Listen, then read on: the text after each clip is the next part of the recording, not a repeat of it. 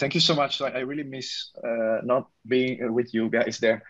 I hope next time. And thank you for setting up this virtual link, and of course for the, as usual, impeccable organization of the whole workshop.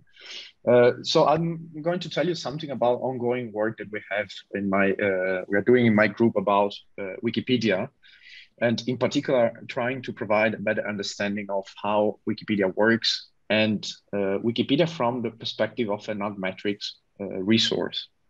So a way to track how science is being used, let's say, outside of scientific communication itself. So I probably don't really need to say to you why Wikipedia is important. You know, it's a widely used resource all over the world.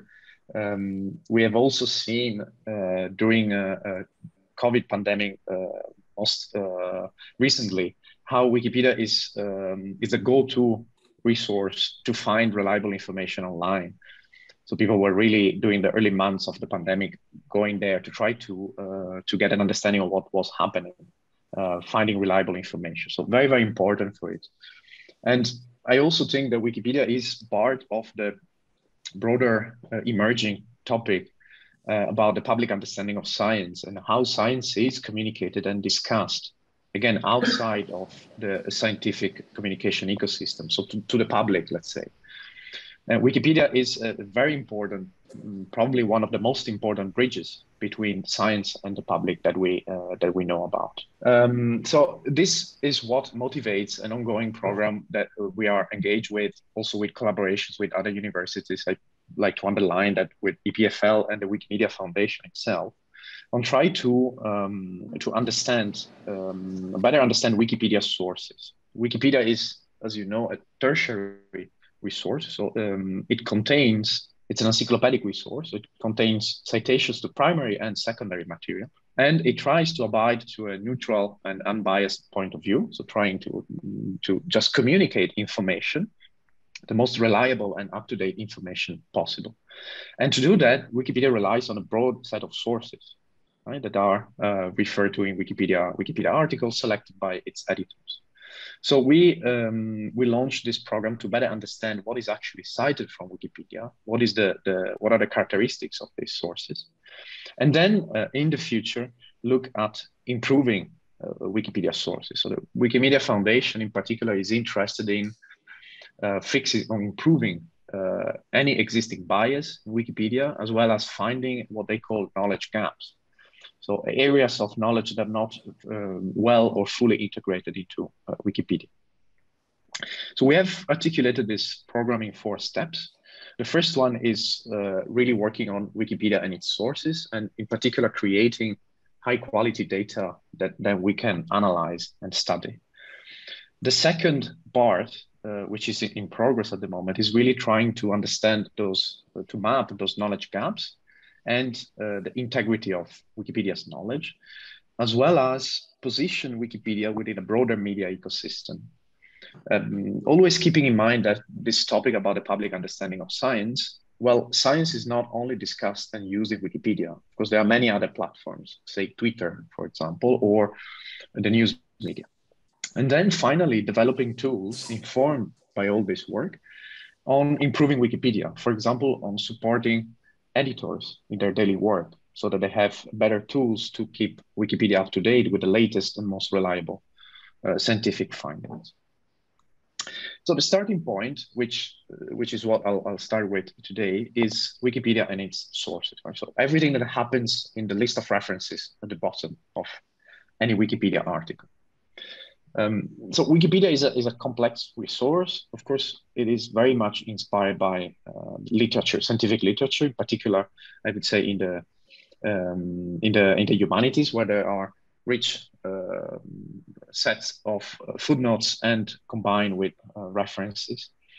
And what we focus on at the beginning are the list of references at the bottom, even though we also need to focus on other areas of Wikipedia articles, such as footnotes or even info boxes sometimes, where a reference to an external resource is given. And to develop this first step of our program, which is really a high quality data set of citations from Wikipedia to any source that it refers to, we develop a workflow that is illustrated here. So starting point is a Wikipedia dump. It's basically XML files that use the Wikipedia specific markup language. From that, we extract citation data and we structure it in a dictionary-based format, as you can see in the second step in blue. The third step, it's quite critical one, is the identification of the, let's say, the typology, the type of the cited resource. This is particularly crucial in order to then study what actually Wikipedia articles are using in terms of sources, because a wide variety of different sources are cited in Wikipedia. Here we have an example of a journal article and of a book, but indeed we also have a lot of web contents, from videos on YouTube to, of course, a lot of news media articles from newspapers, for example. And finally, and if applicable, we try in the fourth step to do a citation data lookup. So to keep all these citations, all these references with permanent identifiers, trying to use, of course, the most popular ones, so for example, DOIs. And the result, the first version of this data set has been published now almost a couple of years ago, and we're actively using it. And it contains a total of nearly 30 million citations with a breakdown, as you can see here, across journal articles and books, let's say, a few million citations, and then a huge set of citations to web content. Yeah. Then I'll come back to those web contents later on. I've put the paper and the link to the data, but if you Google Wikipedia citations, you should find it. Okay, so this was first step. Was quite instrumental, right, to then study what follows. We're still actively developing it, but I'll come back to that later on. And now I'd like to show you briefly just 3 examples of the kind of studies that we are actively working on at the moment in terms of that better mapping knowledge gaps and the integrity of Wikipedia's knowledge from the perspective of its sources. So first, study about usage patterns of references in Wikipedia, right? So we have also sometimes this question for scientific literature, right? So we have a big list of references, but is it actually used by anyone? It is definitely used, right? In particular, because it is used to create citation indexes. So that's very, very important for information retrieval. But Wikipedia is a bit different in this respect, right? Because we only have the list of references. And the question that is interesting is whether users in Wikipedia actually click on those references and follow the reference and go and check it, for example. And therefore, to understand this, we instrumented server logs on the Wikimedia Foundation servers, full anonymity, and then the data was destroyed to exactly try to answer that question. And the result is what you can see here. Right? So that very, very rarely a user in Wikipedia is actually clicking on a reference in the footnotes. So references are consulted very early, but they are consulted more if they come from articles in Wikipedia that are of particularly low quality, or they are very short. So which signals, let's say, a very simple pattern, which is that if a user doesn't find the information that they are looking for in this Wikipedia article, they actually go outside of Wikipedia and try to find it elsewhere. But by far and large, most of the time, users don't go outside, either because Wikipedia is already comprehensive enough, or because they don't want to, and they stay in Wikipedia. Hence, the quality of the context in Wikipedia is super important, right? Because we cannot expect people to actually go and check the references on their own. There's much more to this, but you can find information in the publication at the bottom. Second example study that we are working on at the moment is mapping Wikipedia sources, right? So citations from Wikipedia to sources, in particular scientific sources, so journal articles. And we have found that there is a perhaps expectedly, very large set of citations that are happening in the set of Wikipedia articles that belong to STEM, right? So to scientific topics. What you have here is a, I don't know how it is called, maybe a flow chart or something, that on the left uses very high level topics in Wikipedia. So different articles belonging to, say, STEM or culture or history. And on the right, classification of journal articles, so scientific publications. And the flows map citation flows, going from Wikipedia to journal articles in this case. And the big picture is essentially that STEM is the most important set of Wikipedia articles using scientific sources, and by far and large, these scientific sources are in the medical, health sciences, and biological sciences domain. Roughly half of them.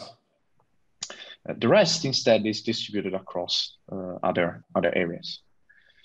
If we look at this from the perspective of citation networks, the picture that emerges is relatively similar, but there is one other finding that I think is worth highlighting on the left. So what you have on the left is a so-called bibliographic coupling network, where Wikipedia articles are connected if they cite the same journal article, right? So the same scientific source. And then we ran a clustering algorithm and found the largest clusters of Wikipedia articles according to how they use scientific results, finding that, interestingly, that the largest one is actually belonging to the Wikipedia project biographies. So here we have biographies of, let's say, scientists or important people, right? So that category of articles in Wikipedia, as you know, is very popular. Right? So there are a lot of articles about people, and it serves as a bit of a connector between science or STEM and everything else, in particular for biographies of scientists and the history of science topics in Wikipedia. So that's also an interesting finding as a kind of topical bridge. The last project that I'd like to mention is on bias and reliability. This one is still not published and under review. And what we wanted to do here is to understand another side of the sources of Wikipedia, in particular new citations to news media articles. So here we are not in science, but we are in, say, newspapers, okay? And we wanted to check how reliable are news media articles cited in Wikipedia, and whether they are biased, in particular, whether they have any political bias. We also wanted to understand the relationship between the two. So the question was, if there is political bias, does it go away if we control for reliability? Yeah. So is there, and let's say, an imperative of citing reliable news media articles that introduces a little bit of political bias or not? What we found is the following, that reliability of news media articles in Wikipedia is mostly quite good, but not uniformly so. Right? So there are still quite many citations. You can see the citation count on the left. So we are in the order of hundreds of thousands or even millions of citations to newspaper articles that are low or mixed quality. And if we look at political bias, and given the system that we use, I'm happy to elaborate on a question if you like, we really only consider one spectrum of political bias spectrum, which is quite simplistic, I would say, but still telling. On a map between a liberal left possible bias on the left and a conservative right bias on the right, and you have examples there, such as, I don't know, New York Times, for example, a little bit left, and Fox News a little bit right. The distribution of citations from Wikipedia articles to news media sources lends with very systematic, mild liberal bias, that you can see there. Minus 0.5 over a score between 0 and -2. But very concentrated there, right? We control then for many things, including topics in Wikipedia and wiki projects, and the bias is systematically remaining. And we also control for reliability of news media sources, and the bias is remaining, right? So the reliability of news media sources is somewhat evenly distributed on the left and on the right, let's say. So this is something that exists in Wikipedia, and to the extent of my knowledge, it's the first time that it is mapped with this clarity.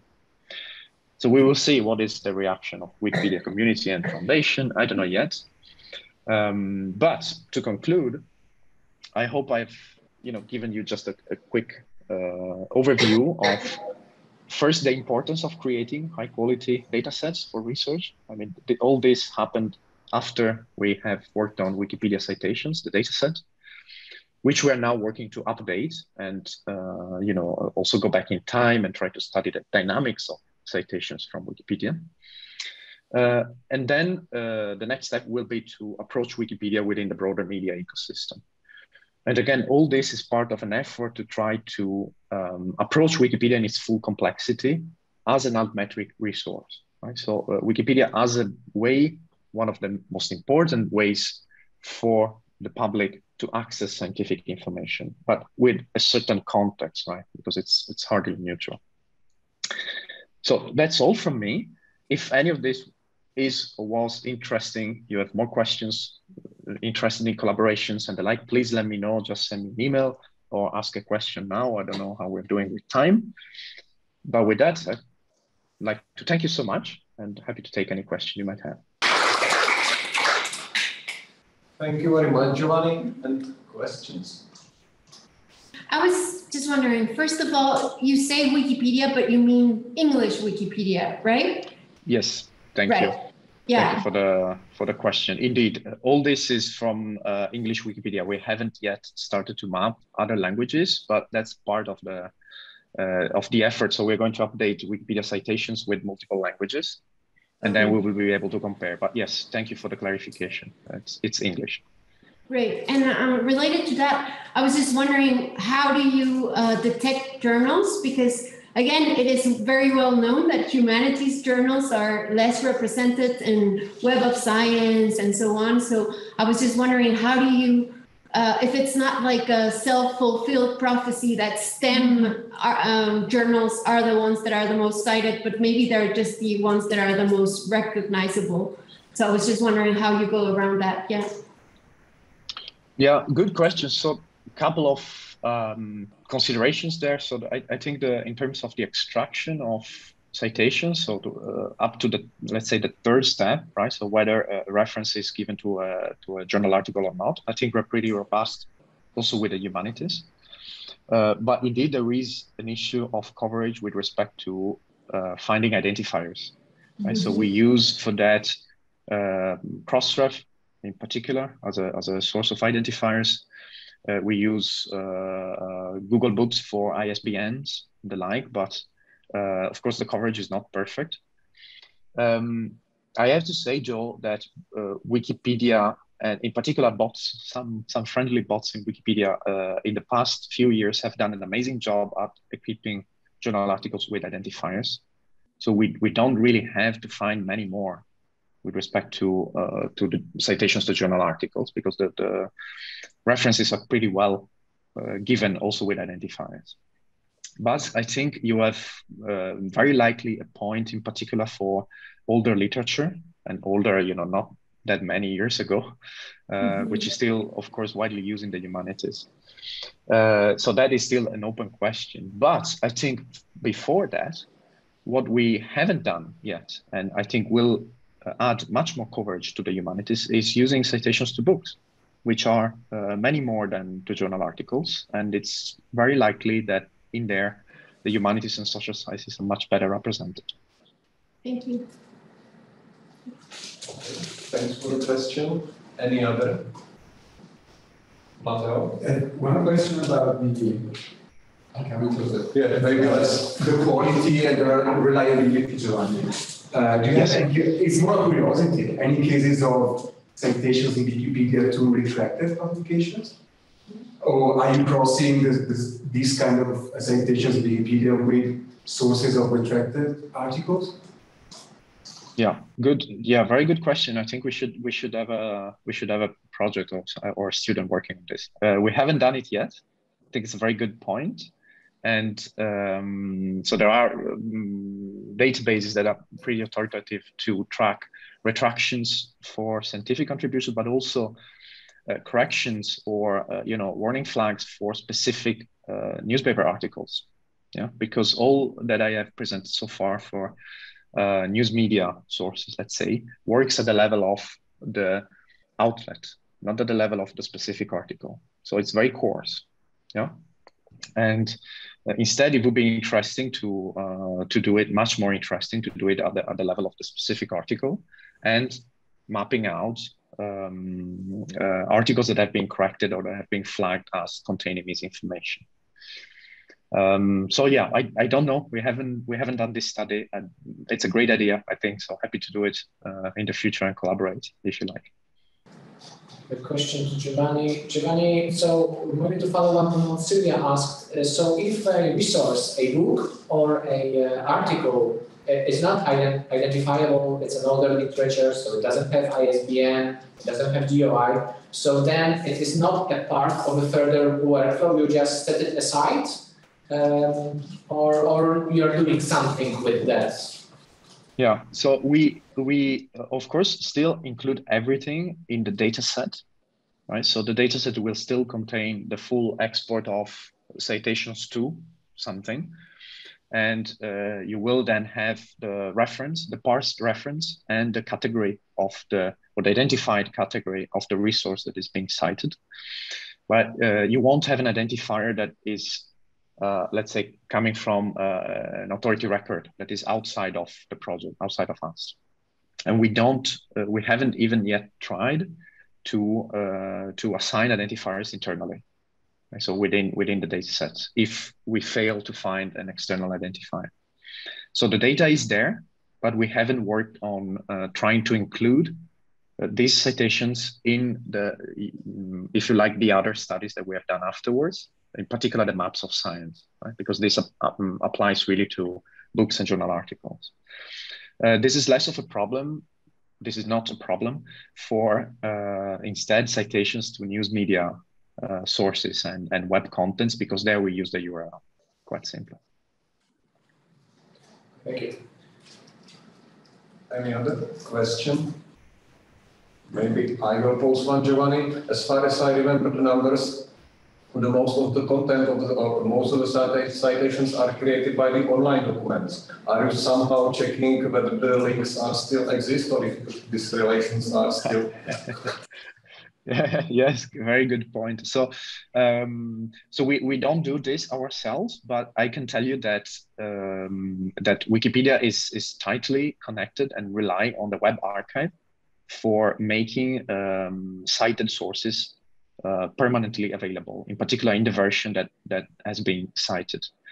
And they are, again, there are friendly bots that do this work.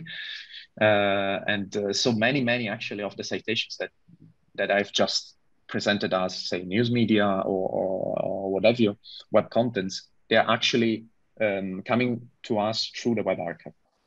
So we have a reference to the web archive, and from that we can extract the actual original reference that was given. Thank you. Prostor for the last question. Here in the room, or with respect to the capacity of my battery, also in the online environment. If not, thank you once again, Giovanni, for your great speech. Thank you. Thank you very much. Have a nice evening, and hopefully we can see each other by some other occasion in person. Bye. I really hope so. Yeah, thank you. You too. See you. Bye.